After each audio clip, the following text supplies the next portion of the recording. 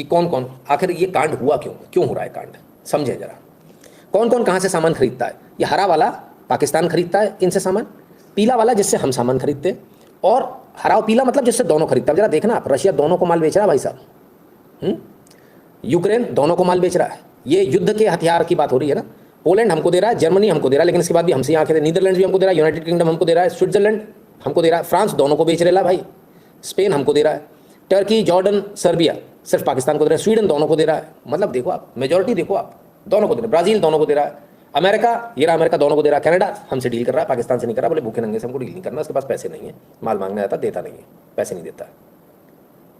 ठीक है ना। चलिए, बात इतनी नहीं है, उससे बड़ी बात यह है कि कांड इनने खुद ने कराया। ले तो सबसे रहे हैं, लेकिन मेजोरिटी जो ले रहे हैं 81% माल किससे ले रहे हैं, चाइना से, पाकिस्तान। भारत किससे ले रहा है, 13% rest of the world, 36% Russia, 33% France, 18% Israel. बहुत बैलेंस्ड है भारत की अप्रोच, बहुत बैलेंस्ड है। इस बैलेंस्ड अप्रोच को लोग डगमगाना चाह रहे थे, तो बार बार प्रेशर बना रहे थे सरकार के ऊपर, इससे हवाई जहाज ले लो, उससे ले लो, फलाना ले लो। क्यों ले लेंगे, हमें क्या जरूरत है, हम क्यों पड़ेंगे इस चक्कर में। ठीक है ना। अब समझ में आ गया कि इसकी ऐसी की तैसी क्यों हुई।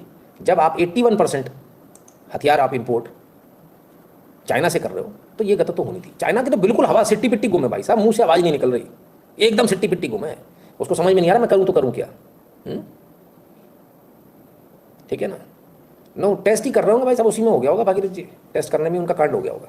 अब एक बहुत गंभीर बात है, आप लोगों ने सारा पराक्रम देखा, आपने देखा फलानी ठिकाना, जो है देखने में बहुत अच्छा लगता ना। ये देखिए, आहा, मिसाइलें, फाइटर जेट्स, फलाना ठिकाना, देखने में सब अच्छा लगा ना, तो बम, गोला, बंदूक, बारूद, हेलीकॉप्टर्स, सब अच्छा लग रहा है।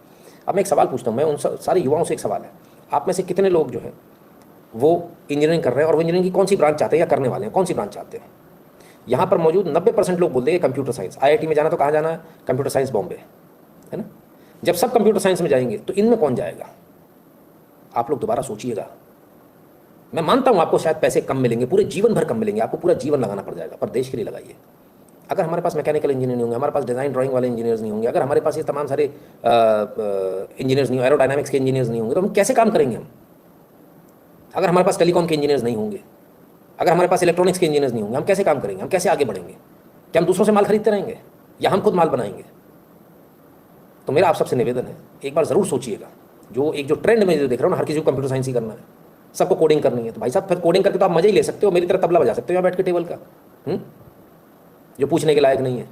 लेकिन भाई सोचिए, विचार कीजिए, देश को बहुत आवश्यक है कि इस पर एक वृहद चर्चा हो देश के अंदर, और ये बंद होना चाहिए। ये सिर्फ सब लोग कंप्यूटर साइंस में जाएंगे वाला मैटर जो है ना, इसको बंद करना चाहिए।